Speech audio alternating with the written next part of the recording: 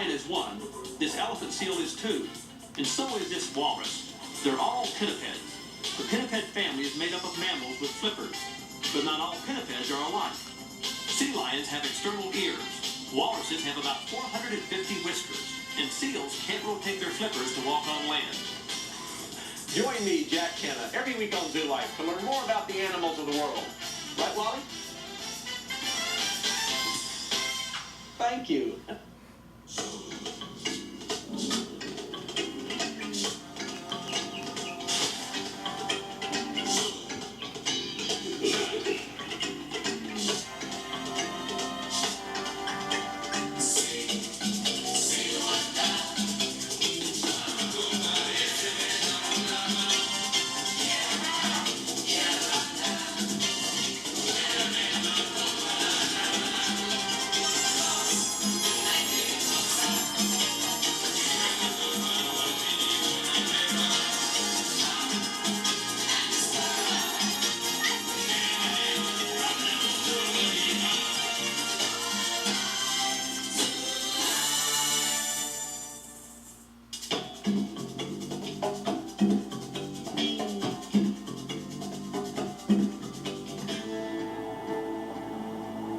The incredible variety of life in the underwater world is astounding, especially if you're at SeaWorld of Texas.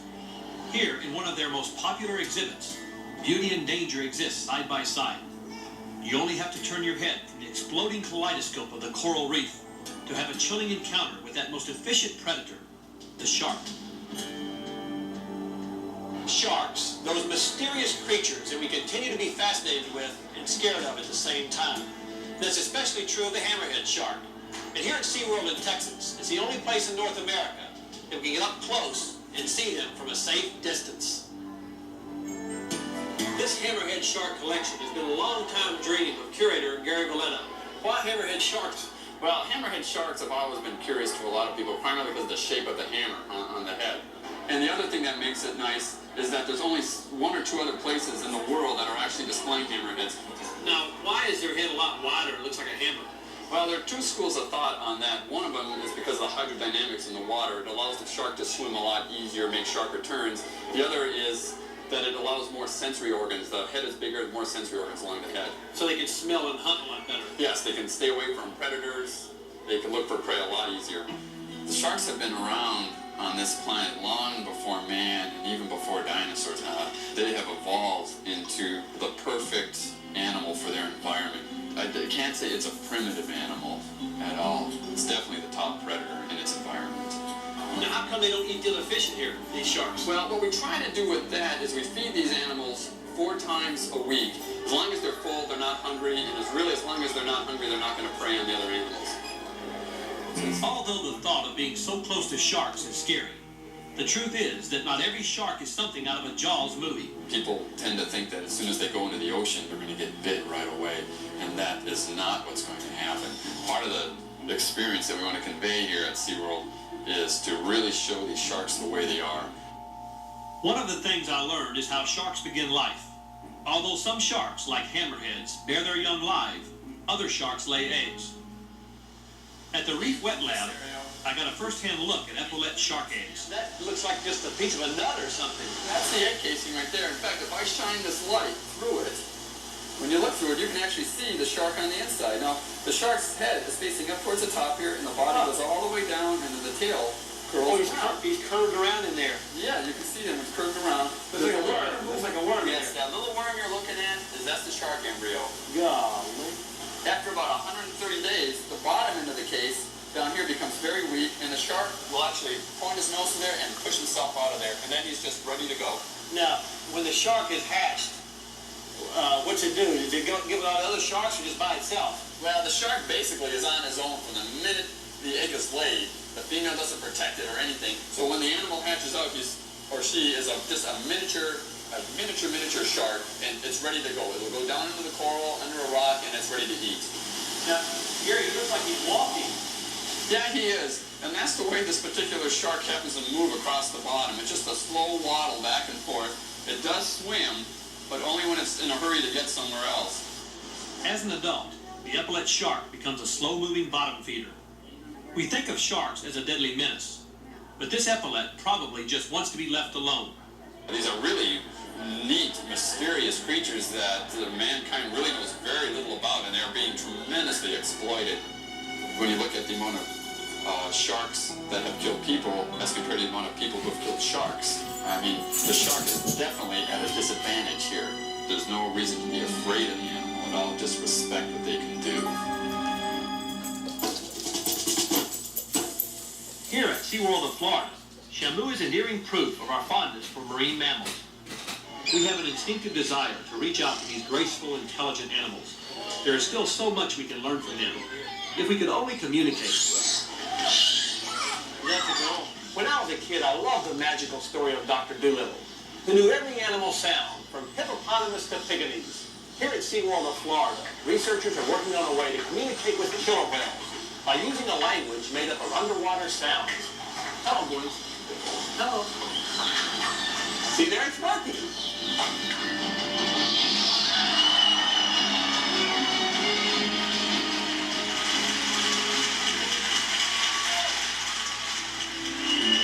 By using hand and voice signals, trainers already exhibit a remarkable rapport with killer whales.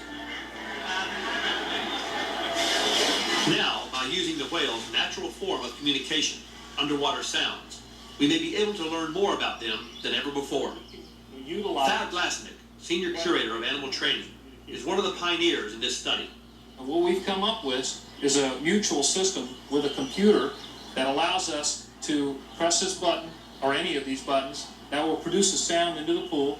That sound will ask the whale to go out and perform a particular behavior, or to go out and touch a certain object. In other words, if I pushed, let me see, what about bow or bow? Bow. That's bow. Yeah. What happened? Can I do that? Yeah, go ahead. Go ahead and hit bow. Let's see what happens. Now that produced a sound into the water that you and I couldn't hear. Really? And that sound will tell the whale to go out and do a bow, like you're going to see right now, which is a jump. Now watch those kids, they're going to get it and don't even know it. They're going to get wet. They don't even know it.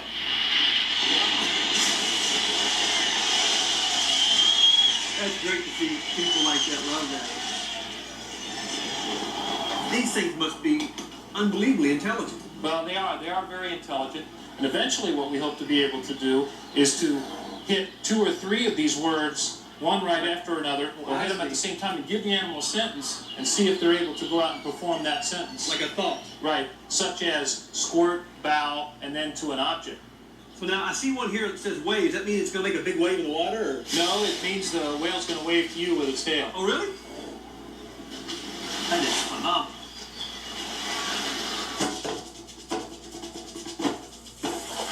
We've all heard stories how dolphins rescue people at sea or even help ships through rough oceans. With me is Jim Mullen, who's worked with these animals for over, 18 years? About 28 now. 28. Are they really that smart? Well, yeah, they're equivalent to what I feel is an alien intelligence. You know, they're very intelligent animals as a social group, as a social order. What about as far as their eyesight and hearing? What are their senses as far as how good are they? Okay, well, eyesight is pretty similar to ours underwater. If we were to open our eyes in the water, that's what they see kind of above the water. Their best sense is hearing. They do have ears. They are located about 2 inches behind and about 1 inch below that near the eye. And all they are little pinholes. They don't have any external collecting like we do to collect the sound because water can carry sound 4 times faster than it can in air. They have this echolocation that enables them to find their way in murky waters. And their echolocation is pretty much 10 times above our range of hearing. We seem to think that it's generated within the head itself, and it's pulsed out through the melon, or the very fatty tissue on the front of the part of the head. That concentrates the beam of sound, and there's different pulses that come out of it. But what it does is when it bounces off of any given object, it gives them the size, the shape, a density, gives them all that information within split seconds. What do all these sounds mean? Well, all different sounds mean different things in their social life. But when they do these little squeaks and whistles and pops, it's just a way of getting attention from us. When they're born, they have a signature whistle. The babies get a signature whistle that tells them the rest of their life who they are. And mom will always be able to tell them, so will the rest of the group. Their knowledge knowledge, their lore is all stored in each generation's brain, and how do they pass that on to their young ones? That's something that no one really knows. Do they need a storehouse of knowledge like we have libraries? I don't know. No one knows. Maybe all they need is enough knowledge to exist.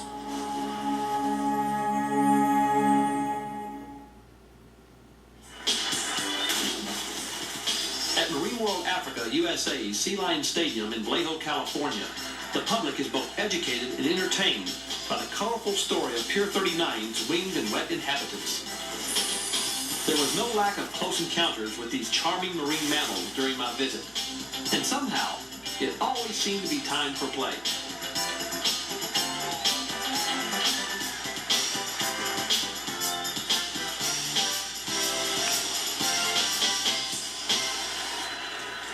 That's a good boy. What? Good boy, so. Wow! I've always wondered what makes a sea lion go so fast in the water. And with me's Bucko and Sultan from Marine World Africa, USA. Now, how can a big old thing like this go so fast? Big old thing like this. I don't think you appreciate calling me that. Aren't you a big old thing here? Well, look at, first of all, the adaptation right here. Look at these giant flippers. Wow. Imagine what it must take to propel something like this through the water. Now, he's probably close to about 600 pounds. Well, why, Bucko, do they refer to this as a pinniped? Actually, the translation for pinniped is winged feet or feather foot, Jack. It looks like a wing, doesn't it? Yeah. Yeah. It wasn't very nice of you, And of course, they use these mighty fine teeth for grasping fish and prey. They don't chew their food. Yeah, by fish, I bet, huh? Yeah. Well, they use their teeth for grasping. They don't. You see, notice here. Look, they swallows it right down. They don't chew their food. If they have larger prey items, they'll do is they'll grab that fish, shake it into smaller chunks, and then swallow those chunks. So you didn't chew it all, just jump it right down. Just one more. Just one more big fish. I'm sure you'd like a few more. Yeah. I see they've got tiny ears. They don't hear very well. Actually, they hear quite well. You might remember the sound travels about twice as fast underwater than it does on land, so they don't really need those sound-catching antennae that the terrestrial animals have. Now, can we see them swim? Well, we'll put them in the water. We'll see. You gonna go for a swim for us, huh? All right, take a break. Go on, take a swim. Here you go. There we go. Well, it looks like a torpedo. They use their front flippers for propulsion and usually the hind flippers for steering. For power. Yeah, for power and steering. That's right. Oh, they're simply designed to streamline for swimming. You might notice of the torpedo shape of the animals, designed for cutting through those water with the least amount of effort. Come on, Rachel. Come on, Wilbur. Good girl. Wilbur, come. This is a seal? This is a seal. This is a Pacific Harbor seal, little Rachel. Wilbur, you want to join us? There he is. This is little Wilbur also. Wilbur's the male over here. And the little female Rachel is going to take her fish and play with it in the water. Now, their flippers look real teeny. Yeah. Well, again, this is the difference between a seal and a sea lion. Right. All right? Look at this small flipper that the seal has right here. You can hardly see them. Yeah, you're right. And they use the hind flippers for swimming, propulsion. The front flippers are used for steering. Direct opposite of the sea lion. And the other thing here, also the ears. Now, you got to. Oh, yeah, they got ears. See those? No ears. There's two holes up there. Just the holes in the side of their head. So the pinnipeds are the seals, the sea lions, and the walrus. And walrus, right. These are the pinniped family. Is that right, Wilbur? Yeah. Want to wave? Want to wave? Want to wave first? Oh, yeah. This is trying to wave in the That's water. what happens when you wave in the water. Yeah, I was going to say. Rachel, come on up here. Rachel, come up here and wave. Come on up. Wave out there and get me all wet. Come on up here. All right, come on, Rachel. There we go. Here we go. And they are very good friends, aren't they? Give them a kiss. Oh, there you go.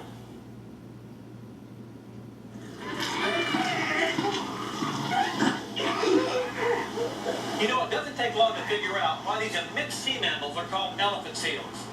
I'm here with Kevin Williams, park ranger at Onion Arroyo State Park, about 50 miles south of San Francisco. And this is where elephant seals come to breed and have babies. Now, Kevin, how many of them come here every year? Usually in the winter we get about 3,800 animals here. That's about the peak number. The elephant seals have been coming onto the beaches here since the 60s. Why is it these elephant seals have picked this place to come back to? Probably because it's a safe place, it's quiet, there aren't a lot of people coming through here, there's not motorcycles or cars, and that's probably the biggest reason is for the safety that they get here, because it's a state reserve, they're protected, and they really breed mostly in very isolated areas.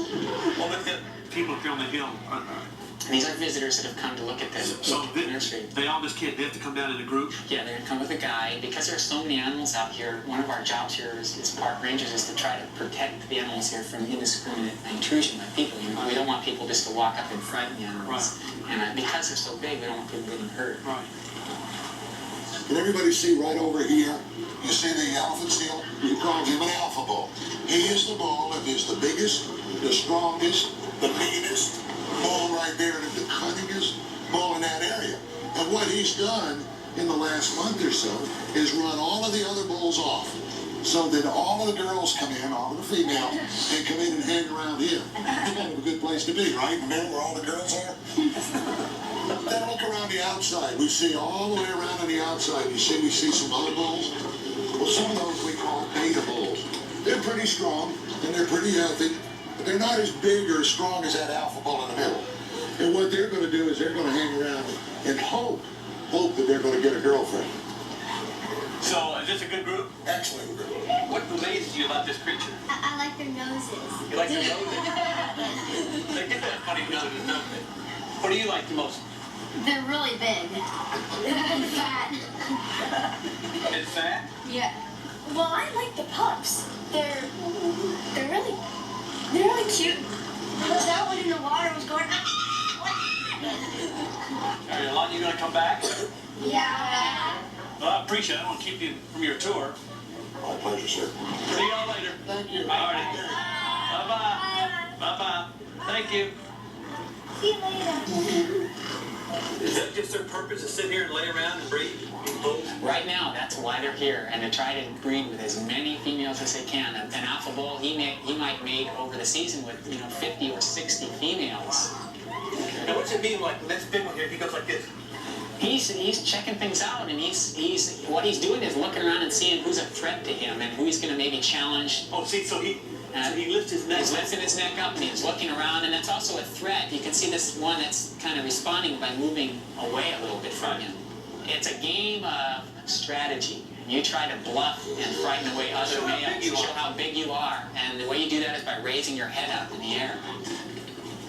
Now, they're up on the beach right now. Will they go back in the water? No, they'll stay here because for a male, once you've staked your claim to an area with females, you try to protect them. Because if they leave, then they have to come back and pick their way back up the ladder through fighting. So that old male's going to sit there and try to breed and not eat dinner or anything for 4 or 5 weeks? He'll go actually almost 3 months without eating. 3 months? 3 months. What they do is they store it up and they get fat. And it's like 3 months that they're here, they're on a crash diet, and they lose almost half their body weight during that time that they're here. So you slowly see them deflating. They get skinnier and skinnier. By the time they're ready to leave, though, they're pretty tired. They've been running around mating and fighting, and they're just pooped. Boy, Kevin, I can't believe that I've experienced these elephant seals right here in California, United States. It's amazing. It is very amazing. And about 6 million people live within an hour drive of this park. In the San Francisco Bay Area and beyond, there's a lot of people living over here, and yet you can see something as beautiful as this.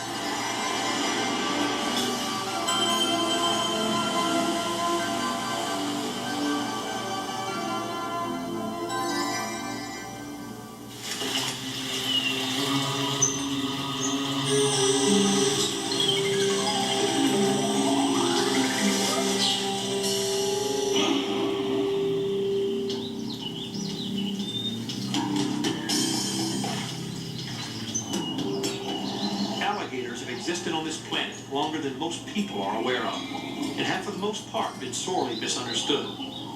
One man who understands and appreciates these creatures and the need to preserve their habitat is J.P. Garner, wildlife supervisor at Homosassa State Park. Alligators live all in the wetlands of Florida. They don't live in sewers of New York and eat human beings in taxi cabs and that kind of thing. And they get a bad rap from the public. People will come out and move into a territory where an alligator lives, and they say, oh, look at this cute little alligator. He's about 1 foot long. they throw it little scraps of food. Well, a few years, it's 12 feet long, comes up and eats their dog, then they hate the alligator. And they call a nuisance trapper who comes out and has to kill the gator. So a lot of gators get killed for a plum route. There's no sense in it. Yeah. Why don't we walk across this lagoon there and see if we can approach those on the beach over there? We have to walk across the lagoon? Yeah, that would probably be our safest bet to keep from running those off the beach. I don't think we ought to walk across there. Well, We gotta get to the other side though, don't we? we do. We got to get over there.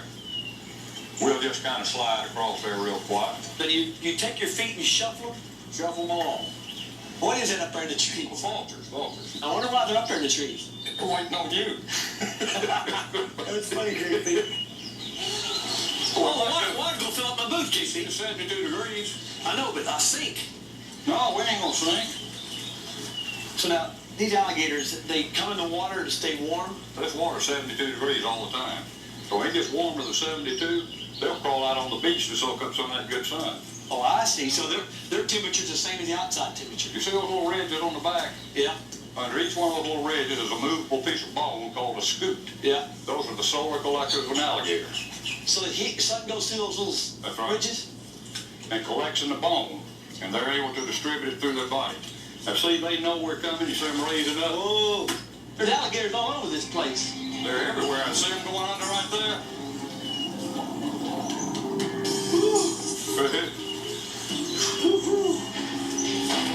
How do you see them coming? You can see a trail of bubbles. Whoa! Whoa, JP, oh.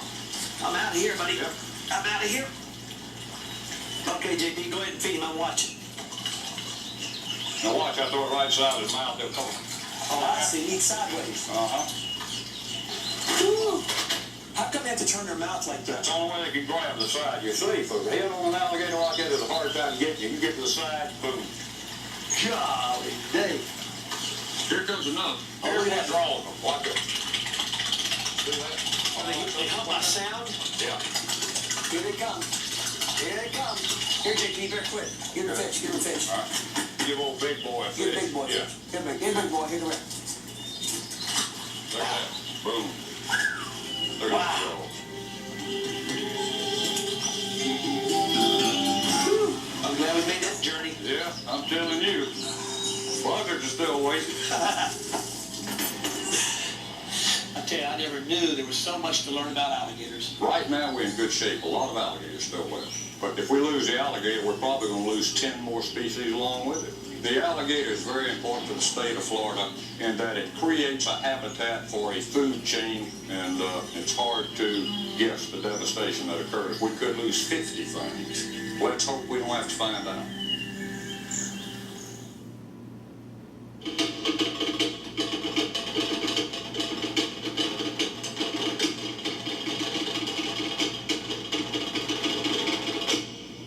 Welcome to Sea Life Park, Hawaii, located just 30 minutes outside of Honolulu.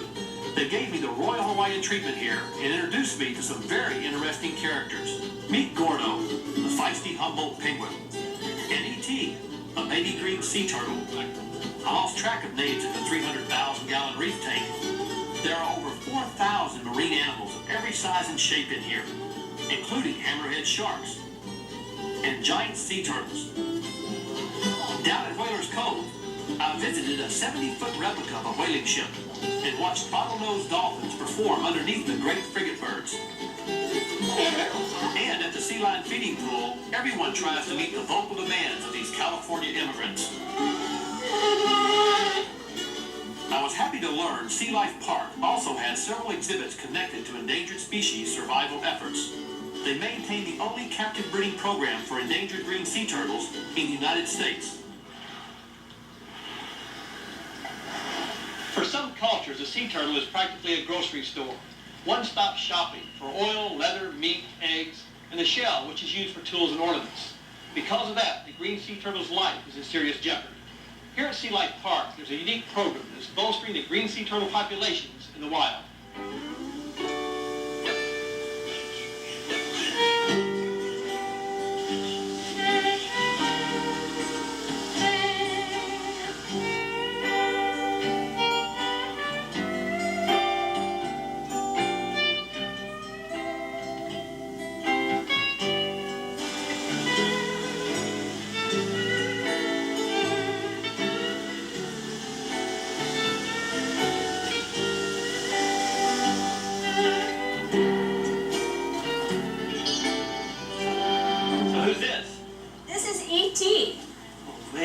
And ET stands for extraterrestrial turtle. He's my favorite green sea turtle, and he was hatched here at the park about a year ago. I actually dug him out of the nest because he was too weak to make it. And So he was about the size, what, of a quarter? oh, bigger than a quarter. He weighed about 2 ounces. He was just a little smaller than the other turtles, but he was weaker. You know, It's really cute. something about these sea turtles, these flippers, they almost look like a wing, like a bird. Yeah, they do, and I'll show you. I'll put him in the water, and you can watch him swim around. He really is very graceful. He kind of moves like a bird in flight. These little hooks here, is that a means of defense? This is a little claw, maybe like a nail, and they use it to, when they grow up, for mating. The male actually attaches onto the female, and he uses it to hang on. It doesn't look green. Why do they call them a green sea turtle? Oh, that's a good question. Actually, they're brown in color. Their shell color is brown. And the reason green sea turtles are called green sea turtles is because their body fat is green. Huh. So inside their body, they're green. Well, I can't think of a better place to be released than the ocean waters of Hawaii. Now, what do I do here? Okay, we just want to put him down. Right here? Yes, he has time to crawl a little bit. Well, Does he automatically know where he's going? yeah, it's an instinct. Oh, look at his little flipper marks. Here it goes, there he goes. Yay! Hit the water. Oh, now he's look at that. scrambling. Well, he really knows what to do. There There he you can go. swim. Oh, that is neat. Now, will he hang around here for a few days? No, he's going straight out to sea. That's an awful big sea to go into. He's got a long ways to go out in the ocean, and he has many predators out there, so I'm just hoping a shark or large fish doesn't snatch him up. Just gotta think of the best thing possible. I feel really close to them, and so for me, just releasing them and helping the population increase and make sure that these animals don't become extinct would be just something I feel really good about. Located at the west end of Waikiki's famous beach, Waikiki Aquarium houses over 250 species of marine life. Visitors come from all over the world to see the great diversity of sea life on display here. Most of it native to these Hawaiian waters. What's that little big thing? That looks like it would be an eel, sweetie. They see abundance and beauty, mysterious creatures, and the drama of marine life. And they see an incredible variety of tropical fish, some as brightly colored and beautiful as the islands themselves. Others look fantastic and just plain strange. Curator Ken Yates took me on a tour of some of the strangest. This thing right here looks like a rock. That's a Titan scorpionfish, and it's supposed to look like a rock. It's an ambush predator that stays in the bottom around rocks, and it has a mottled appearance and kind of a lot of knobs and bumps and hooks and leafy things, so it looks like the rock. And It's camouflage. it's really well camouflaged. Its strategy is to look like a rock, remain still like a rock, until food comes by within close enough range. Then its huge mouth and its quick sucking action allow it to be able to suck in its prey item very quickly. Now, where's this other fish? I don't see it anywhere. Well, see, I'm going to give you a hint. If you look over in this corner, you look for something moving. Oh, there it is, down in the gravel there. Yeah, see, the only thing you can see moving is its eyes. Looks like a flounder. Yeah, it's related to flounders. Well, its eyeballs just turn all the way around. Yeah, it can do almost between both of its eyes, kind of up on stalk somewhat, and turn them around. It can almost do a 360 view. That's the idea. It looks all around it without having to move itself. Amazing. And some of the adaptations these fish have are incredible. Now, what are those big, ugly-looking red ones? Well, those are strange-eye scorpion fish. And they're kind of ugly because they look like a rock. But, of course, you know, their strange-eye scorpion fish is probably gorgeous. All the fish we're watching here are ambush fish, and do they rely on speed to catch their prey? They rely on speed only when the prey come within range. Otherwise, they stay still, and they blend in with their surroundings, with their habitat, and sometimes actually do behaviors that are also camouflaging as well. So they rely on their camouflage. On the camouflage until the prey come within reach, and then on extreme speed to be able to strike and swallow their prey. One of the most beautiful and mysterious of marine animals is the chambered nautilus. Until recently, very little was known about this deep water cousin of the octopus. Nautilus is the most primitive of the cephalopod mollusks. The cephalopods are the octopus and the squid and the cuttlefish. They're quite extraordinary creatures, but among that whole group, the nautilus is the most primitive, and it is an ungainly sort of an animal. It doesn't swim very fast, and yet they're using a propulsion system like jets. They shoot water out of a funnel, a siphon-like arrangement near the base of the shell. When they shoot water out, the animal is propelled backwards. Well, you'd think they could only go backwards with a system like that, but in fact, this siphon is very maneuverable and can turn around under the shell, and they shoot water this way and they'll move forward. So actually, they're very maneuverable. They can go up or down, forward or backward. Nautilus is probably a scavenger and very opportunistic. If a dead animal, a dead fish, happens to wind up on the seafloor at a depth of 1,000 feet, the nautilus will pick up the scent, and they'll find it, and they'll start feeding on it. Researchers here have found that given the right conditions, a female nautilus produces an egg every 4 months, and it takes a year for one of them to hatch. They hope further research will unlock other nautilus mysteries. It's a mysterious, bizarre animal from the past, and no, I don't think you could ever get tired of studying it. Oceans are the last great frontier on the planet. Everywhere we look, we discover new forms of life and new keys to understanding the environment. This is Monterey Bay in California, one of the richest and most varied marine environments in the world. Within the bay, a submarine canyon the size of the Grand Canyon in Arizona plunges to depths of over 10,000 feet. Nutrients from this deep chasm well up on the currents to feed the abundant plant and animal life above. The waters of this rich bay flow into this place, the Monterey Bay Aquarium. Some of the sea life has come in on its own with the water and now flourishes inside. A series of windows inside offers a visitor views of the many distinct communities of life at Monterey Bay. Whoa, there it comes, yeah!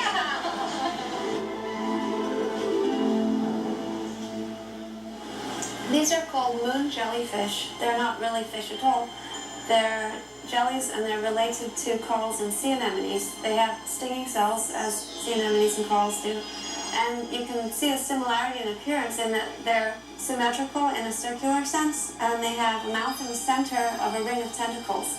And the main difference is that these are able to move around and swim around, whereas anemones are attached the other way around on the surface of the corals or rocks. It's a very simple kind of jet propulsion. They're pushing water away from them. They have a muscle system that allows the edge of their belt to contract, so they can push the water back and swim forward. They don't have a real brain. They have a nerve net, a very simple kind of nervous system, and they can sense light and dark, and they can tell up from down.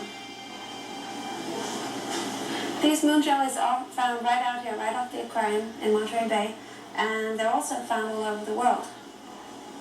These could be classified as predators. You can always tell a hungry jellyfish by looking at its tentacles. When they're very fine and stretched out very far, it means they're searching for food as they're swimming around.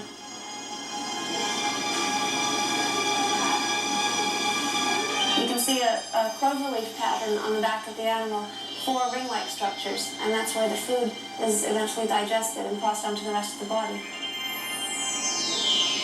One of my favorite things about this exhibit is standing behind people as they're watching and listening to the comments that they make. And some of the best things I've heard include people referring to them as lampshades or silent fireworks as they pulsate, as they swim, as they stretch their tentacles out. They do look like silent explosions. And a lot of people refer to them as a water ballet. They like the beautiful dance that they do as they swim.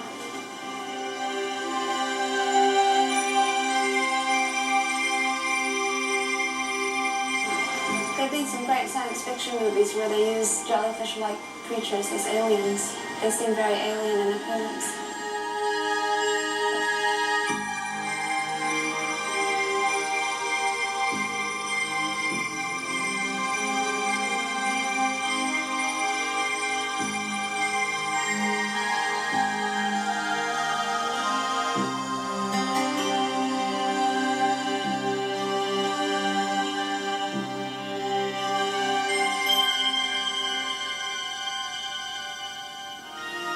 When I was a kid, I was always afraid of one animal, the octopus. I know now that it was probably a wrong idea, but I thought I'd find out for sure at the aquarium.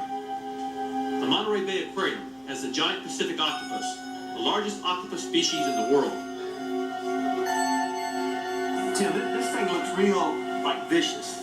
Can you touch him? Oh, sure, you can touch him. No, you go touch him first. Okay. Here we go. They're actually pretty gentle and docile. Wow. Just how smart is an octopus? Very smart. They're thought to be one of the smartest invertebrates alive today. Huh. Yes. Well, they got a big brain? They're not a real big brain, but they're able to process information visually and tactily also. Now, a minute ago, I saw this octopus changing colors. Without seeing things? No, you weren't. That's its largest organ is its skin, and within its skin is chromatophores. Chromatophores are little sacs with ink in it, and they're able to contract those or expand them, and that changes its color. Oh, look at that. He's bright red now. It can change color within a second. And that's a means of defense? To camouflage, it's also used in mating. With all those arms, a female couldn't get away, could she? No, but anything that moves in front of them, they consider food, so they do use their color to help the female identify them. Boy, do you think I could ever feed one of these? You can give it a try. There's some food there. Looks like we're feeding its cousin to it. Yeah, it is its cousin, but it does eat its cousin. Oh. Come here, baby. Come here. Come here. Oh, I love this octopus. I wish I could take him home.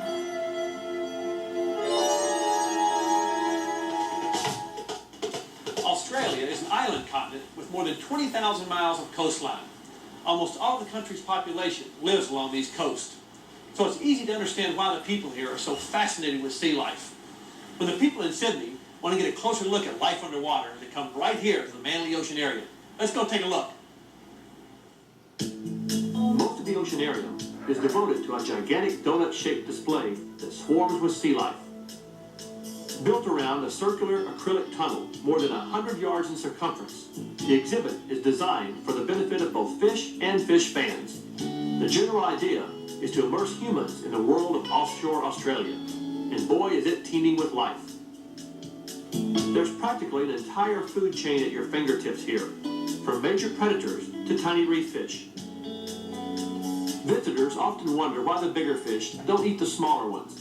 The truth of the matter is that sometimes they do. But aquarists here are able to keep predation to a minimum by feeding the larger fish frequently. And to make sure that everyone gets a fair share, they do it by hand.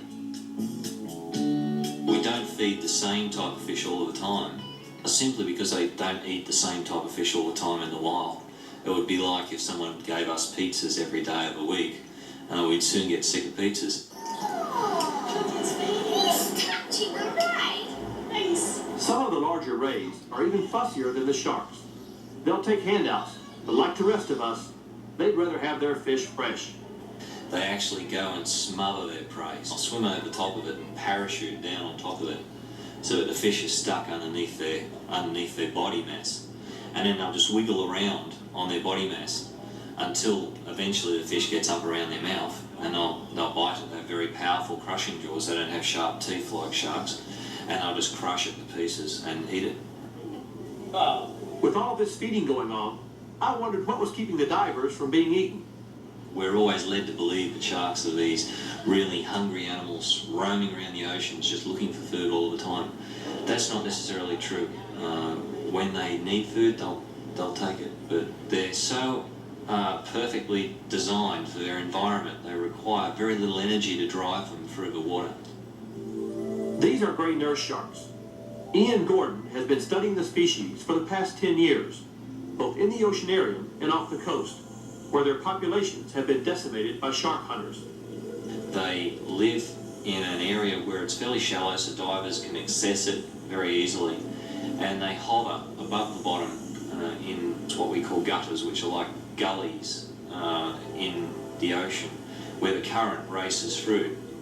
So it's very easy for a diver to just swim straight up and hit them in the head with a power stick or a bang stick, and the shark's dead.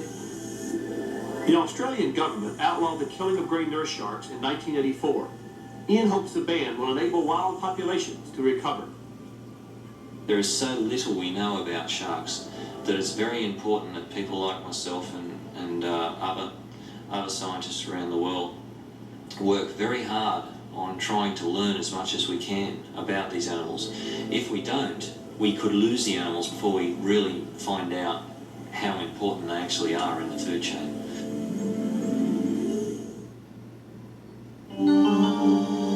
We've all heard of scary tales of deadly monsters in the deep, especially about the eel that hides in caves waiting to pounce upon his victims with razor-sharp teeth.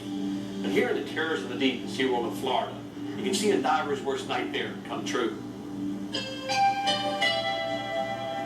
Inside the world's largest acrylic tunnel, visitors are surrounded by hundreds of green moray eels.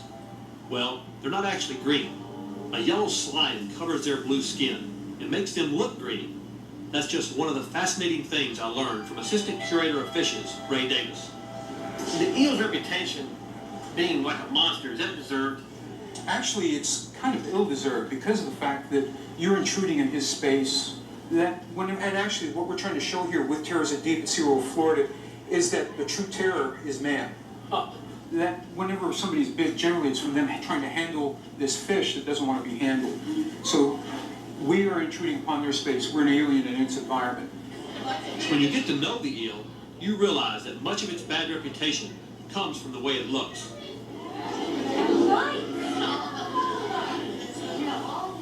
Ray, these eels look just like a snake. Are they kin to a snake? They're actually a fish that happens to be very long and slippery looking, very much like a snake. The way they breathe also adds to their scary look. Instead of having a gill flap like most fish, they have a gill pore, a single opening. So they have to actually force the water through their mouths a lot more strongly. That adds to the menacing look of the animal, and you see the teeth. And then there's this creature's living habits.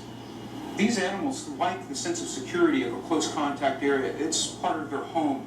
So you'll find these things in large knots and groupings together. What do they eat? A lot of fish, shrimp, crabs. If you'd like, we can go up and we can feed a few. And I'm gonna get my fingers. Let's go. Well, this is a big room up here. This right here is actually above where we were just walking. You can actually look down and see the tube that we walked underwater. We were 14 feet underwater when we walked through down there. Wow. They don't jump out of the water and bite you, do they? Huh? Only if you're tempting food. You can see that we're going to feed Pacific mackerel here today. We can pick up one of the smaller pieces and see who's interested. Can you just put it in the water like this? Yeah, put it right up next to his mouth.